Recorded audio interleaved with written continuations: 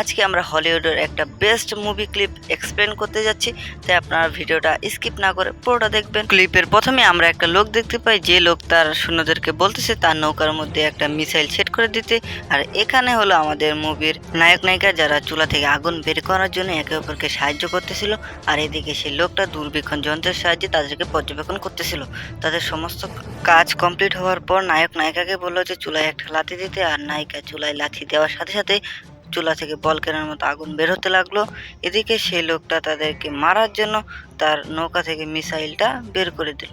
আর তারা এইসব দেখে নৌকাটাকে রান করতে শুরু করলো, আর সামনে থাকা বাড়িটা উপর দিয়ে নৌকাকে নিয়ে গেল, আর তারা বেঁচে গেল। ভুলবশত একটা লোহার চেন নৌকার পাখায় লেগে গেল, আর নৌকাটা কন্ট্রোল হারিয়ে সামনে থাকা হোটেলে লাগিয়ে দিল। আর হোটেলের মালিক এই দেখে তাদের উপর জোরে চিৎকার করতে লাগলো।